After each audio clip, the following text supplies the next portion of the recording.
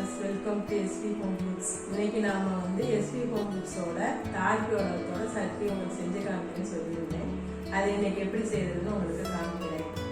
அது வந்து வெங்காயம், தக்காளி, தேங்காய், மல்லி, புதினா எதுவுமே இல்லாம வீட்டில் இருக்கிற மரமிளகாயும் புளி SV Home Foods ஓட இதை வச்சு மட்டும் நம்ம ஈஸியாக செஞ்சிடலாம்.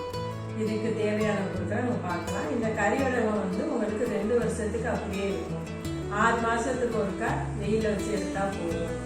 இதோட பிக்சர்வேட்டி வந்து நேச்சுரலான கல் உப்பும் விளக்கெண்ணெய் மட்டும்தான். விளக்கெண்ணெய் வாசனை கூட அவ்வளவா வராது, ஆனா எல்லாத்துக்கும் டேஸ்டாகவும் நல்லா இருக்கும். இதுக்கு தேவையான பொருட்களை நம்ம இப்போ பார்க்கலாம்.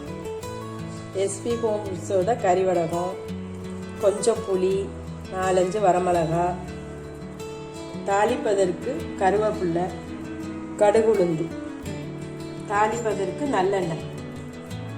நாம் இப்போ அடுப்பை பற்ற வச்சுட்டு ஒரு இரும்பு கடாயை அடுப்பில் வைக்கிறேன்.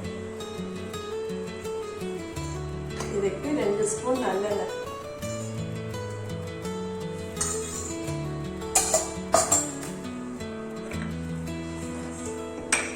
ஃபஸ்ட்டு வரமிளகாயை போட்டு வறுத்துக்கணும். அடுத்து கறிவேப்பிலை,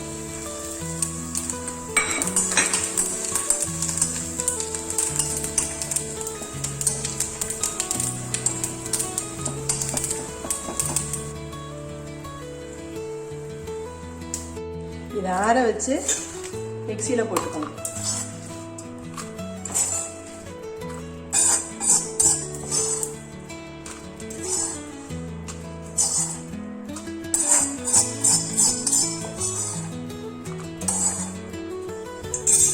தேவைப்பட்டாக்கும் கொஞ்சம் லைட்டாக உப்பு போட்டுக்கலாம். ஆல்ரெடி இதுலேயே உப்பு இருக்கு.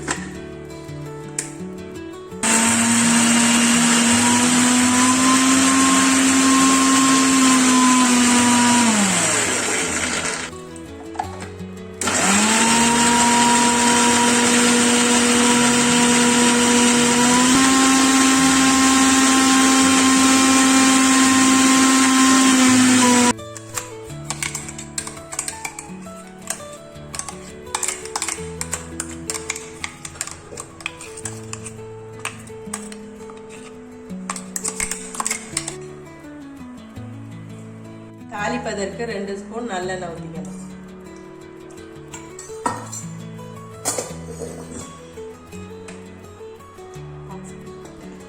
இதில் வந்து 1 ஸ்பூன் கடுகுளுந்து போட்டுக்கலாம். போட்டுட்டு கொஞ்சம் கருவேப்பிலை,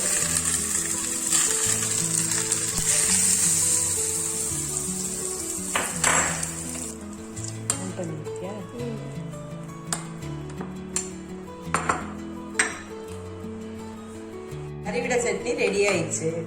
இது ரொம்ப சிம்பிளாகவும் ஈஸியாகவும் செஞ்சிடலாம். ரொம்ப டேஸ்டாகவும் இருக்கும். இது ஆப்பம், இட்லி, தோசை, ஊத்தப்பம், பூரிக்கு கூட வச்சு சாப்பிட ரொம்ப நல்லா இருக்கும். இது ரொம்ப வாசனையாகவும் டேஸ்டாகவும் இருக்கும்.